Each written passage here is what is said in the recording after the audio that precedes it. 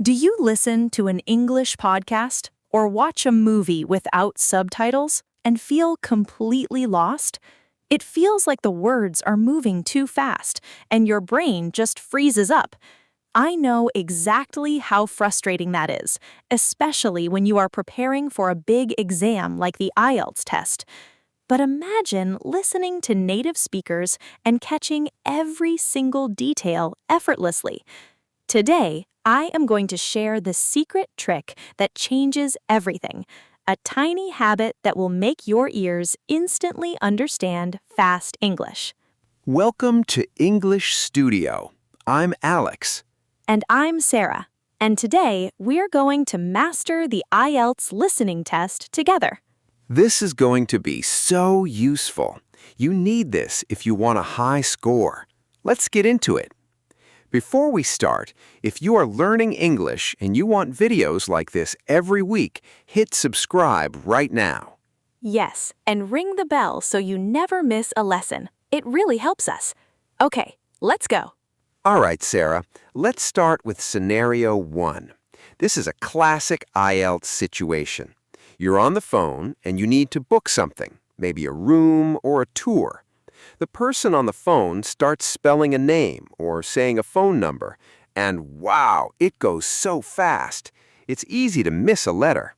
Sarah, what is the best way to handle spelling on the test? That's a great question, Alex. On the IELTS listening test, spelling is everything. If you spell a name wrong, you lose the point, even if you understand the whole conversation. One major trap is letters that sound similar. For example, the letters E and I. Oh, tell me about it. I see students mix those up all the time. E sounds like I in some languages, and I sounds like E. It's a total nightmare. Exactly. Let's look at a common word, like surname. Let's break that down into syllables first. Name. Surname. It just means your family name, your last name. On the test, you might hear, my surname is Miller. That's M-I-L-L-E-R. Wait, let's practice that right now. Listen closely to the difference between I and E. Say it with us. M-I-L-L-E-R. M-I-L-L-E-R. Great. Now you say it. Perfect. Let's do another one because practice makes perfect. Let's spell the name Smithson. S-M-I-T-H-S-O-N.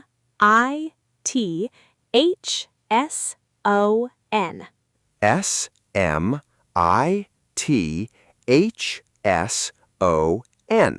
Awesome. You need to hear those individual letters clearly. Yes, and here is your aha moment for this scenario, something that trips up almost everyone. In English, when a letter appears twice in a row, native speakers rarely say the letter twice. They do not say LL. Instead, they say double L. Wow, are you serious? Double L? Yes, double, D-O-U-B-L-E, double means 2 times. So for Miller, a native speaker on the recording will say M-I-double-L-E-R. If you're waiting to hear L-L, your brain gets confused. You think, what is double? And boom, you miss the next answer. That's a massive tip. Double L, double T, double O.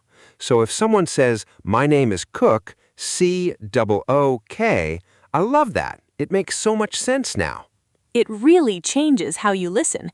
Don't worry, it confused me too at first when I heard people using it so quickly, but once you know it, you hear it everywhere. Brilliant. Let's move to scenario 2. This one is all about numbers and dates. You're listening to a guide or an assistant. They're talking about a calendar or a time. They say a year or a price. Alex here, and I admit, numbers can be tricky when they sound so close, like 30 and 13. Sarah, how do we stop mixing these up? Oh, this is a huge problem for so many beginners. The difference between the teen numbers and the tie numbers. Let's look at 13, 13, and 30, 30. The secret is where the stress goes, right? The strong part of the word? That is exactly right. For 13, the stress is at the end. 13. The sound is long. For 30, the stress is at the beginning. 30. The sound at the end is short and sharp. Let's test this right now. Say it with us. 13. 13. 30. 30. Great. Now you say them. Beautifully done. You can really hear the length difference when you say them out loud. Let's do another pair. 14 and 40. 14. 14. 40. 40. Excellent. Your turn to repeat. You are doing amazing. Now, here's the aha moment for numbers. In IELTS Listening Section 1, they love to give dates, but native speakers don't always say dates the way they look on paper. For example, the year 1995. A native speaker will almost never say 1995. Really? That's way too long anyway. Ha, exactly. We break it into two parts. We say 1995. 1995. Ah, so you just split the 4 digits into 2 pairs. What about the year 2005? For years between 2000 and 2010, we usually say 2005.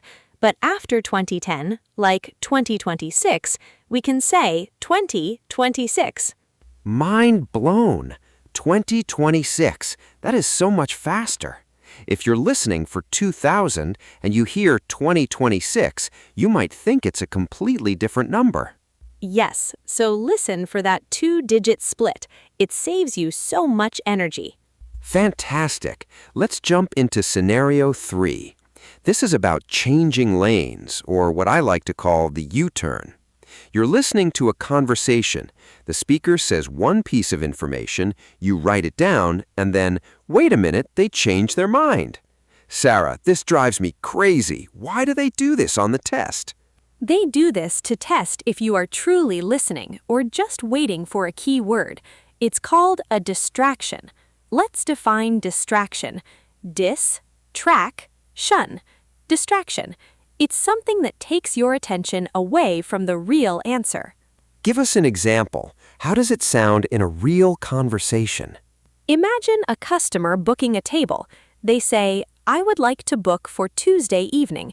You think, great, Tuesday is the answer. You write it down, but then the clerk says, oh, wait, we're closed on Tuesdays. Can you do Wednesday instead? And the customer says, oh, yes, Wednesday is fine. Wow, so Tuesday was just a trap. The real answer is Wednesday. Yes, you have to be so careful. Look out for words like but, actually, wait, or sorry. These words mean a U-turn is coming. Let's practice listening for the correction. Say it with us. Actually, Wednesday is better. Actually, Wednesday is better. No, wait, let's make it Thursday. No, wait, let's make it Thursday. Now you try repeating those. Brilliant. Hear how the voice changes? That's your clue. So the aha moment here is don't write your answer in ink immediately. Keep your pencil ready to erase. Native speakers change their minds all the time in real life. The IELTS test wants to see if you can follow a real human conversation, not just a script. Exactly. If you hear someone correct themselves, the second piece of information is almost always the correct answer. The first one was just the bait. Just the bait. Don't bite the bait, guys. You've got this. Let's move on to scenario 4. This one is about synonyms. Let's spell that one. S-Y-N-O-N-Y-M-S. Synonyms. Sarah, what are synonyms? Warm female voice. Synonyms are words that have the same or a very similar meaning. For example, large and big, or start and begin. Right. And the big trap on the IELTS test is that the question on your paper uses one word, but the speaker on the recording uses a completely different word that means the same thing. Yes, if you are only looking for the exact word on the paper, you will never find the answer. You will be waiting, and the recording will just pass you by. That is terrifying. Let's look at a common example. The question paper might say, "The tour is free." But on the recording, the guide says, "You do not have to pay anything for this tour. It is complimentary." Oh, let's break down that word. Complimentary. Complimentary. It is a B1 level word and it simply means free, no cost. Let's practice saying that word because it's a great one for IELTS. Say it with us. Complimentary. Complimentary. Free of charge. Free of charge. Now, your turn to speak. Wonderful. So here is your aha moment for synonyms. Do not just read the questions before you listen. Try to predict the synonyms. If you see the word cheap, think of inexpensive. If you see the word city, think of urban or town. That is a game changer. It activates your brain before the audio even starts playing. You're not just sitting there passively, you're hunting for meanings. Exactly, Alex. IELTS is a language test, so they're testing your vocabulary size by using these word matches. Perfect. Let's move to scenario 5. This happens a lot in Section 3 and Section 4 of the listening test. Academic lectures or discussions between students. They start talking about research or university projects. The vocabulary gets a bit harder, and the speakers talk about their opinions. Sometimes they agree, and sometimes they disagree. How do we follow their opinions when they don't just say, "I agree" or "I disagree"? This is where listening to the tone of voice and small phrases matters so much. Native speakers use subtle phrases to show agreement or disagreement. For example, instead of saying, "I disagree," they might say, "I'm not so sure about that," or "Do you think so?" Wait, "Do you think so?" sounds like a question, but it actually means they doubt it. Yes, it's a polite way to say, "I think you're wrong." That's sneaky. Let's practice these opinion phrases. Say it with us. I'm not so sure. I'm not so sure. That's a good point, but... That's a good point, but... Now you repeat. Excellent. You see, the word but destroys everything that came before it. If they say, "That's a good point, but," it means they actually disagree with the point. Ah, the famous but trap. So here's the aha moment for academic discussions. Look for the contrast words, words like however, on the other hand, and although. These words tell you that the speaker is changing the direction of their opinion. Yes, and pay attention to the pitch of their voice. When people disagree politely, their voice often goes up at the end of the sentence to sound less aggressive. Fascinating. So it's not just about the words, it's about the music of the language. Beautifully said, Alex. The music of the language. Thanks. Let's hit scenario 6. This is about maps and directions. Sometimes the IELTS listening test gives you a map of a town or a plan of a building. You have to follow the guide's voice and label the places, like the library, the post office, or the main entrance. I always get lost on these because I mix up left and right when I'm nervous. Maps can feel very stressful. The key here is to find the starting point first. Usually there's an arrow or a statement that says, "You are here," or "We are standing at the main entrance." You must put your pencil right on that spot. Right on the spot. And then follow the words like a car driving down the road. Exactly. Let's look at some key direction phrases. One common phrase is opposite. Let's say that together. Opposite. Opposite. It means facing something on the other side of the room or street. Another one is next to or adjacent to. Let's practice these. Say it with us. Opposite the station. Opposite the station. Adjacent to the park. Adjacent to the park. Now, your turn to try. Great job. Adjacent just means right next to. It's a fancy word for next to, but IELTS loves it. So, what is the aha moment for maps, Sarah? The aha moment is that the recording will always follow a logical path. They won't just jump from the top left corner to the bottom right corner randomly. They'll walk you through the map phase by phase. So if you lose your place, don't panic. Look for the next major landmark they mention, like the roundabout or the river, and find yourself again. That's a lifesaver. A roundabout, by the way, is that circular road junction where cars go around in a circle. Roundabout. Roundabout. Very common in global English. Yes, very common. All right, let's do scenario 7, our final scenario. This is about understanding spelling accents. The IELTS test is a global test. That means you won't just hear one type of English accent. You might hear a British accent, an Australian accent, an American accent, or even a Canadian accent. Sarah, how can a beginner prepare for all these different sounds? This is something that surprises many test takers. They practice with only American media, and then on test day, they hear a British speaker saying words like laboratory or schedule. Oh yeah, schedule in American English is schedule, but in British English it often sounds like schedule.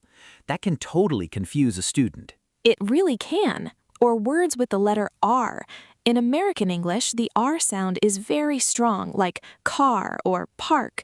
In British and Australian English, that R sound is often silent if it's at the end of a word. It sounds like ka or pak. Let's practice listening to these differences. Say it with us. Schedule. Schedule. Ka. Car. Now try saying them both ways. Wonderful. Exposure is the secret here. And that brings us to the final aha moment. The IELTS test uses these accents because it's an international test for an international language.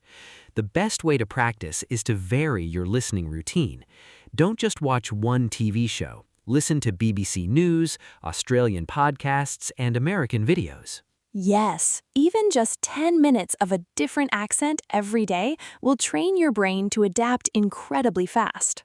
Wow, we covered a lot of ground today. Now it's time for the quick practice round. I'm going to fire short questions at you, the viewers. You answer first in your head or out loud before Sarah gives the correct answer. Keep your energy high. Ready? Let's go. Question 1. If a speaker says, "My phone number contains a 77," what do you write down? You write down 77. Double means 2 times. Perfect. Question 2. Listen to this word and tell me the number. 17. Is it 17 or 30? It's 17. The stress was at the end. Teen. 17. Awesome. Question 3.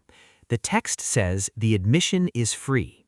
What word might the speaker use instead of free? Complimentary. Or they might say you do not have to pay anything. Brilliant. Question 4. If the speaker says, "I wanted to go on Monday, but actually Wednesday is better," what day is the final answer? Wednesday. The word actually shows a U-turn, so the second piece of info is the correct one. Spot on. Final question. What does the word adjacent mean on a map?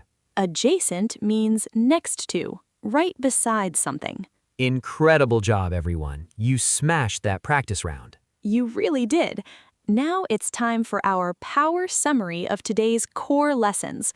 First, we learned to look out for the word double when people spell names or numbers, like double L. That's so important. Second, we learned that teen numbers have the stress at the end and tie numbers have the stress at the start. 13 versus 30. Third, watch out for the U-turn words like but, wait, and actually, because the speaker is about to change their mind and give the real answer. Don't bite the bait. Fourth, remember that IELTS uses synonyms, so predict different words with the same meaning before you listen. Like complimentary for free. Fifth, listen for polite disagreement phrases like I'm not so sure, and notice contrast words like however. Follow the music of the language. Sixth, On maps, put your pencil on the starting point and listen for direction words like opposite and adjacent.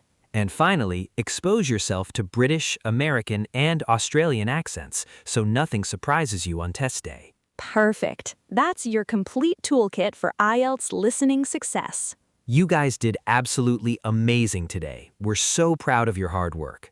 Now, it's time for our question of the day. We want to hear from you.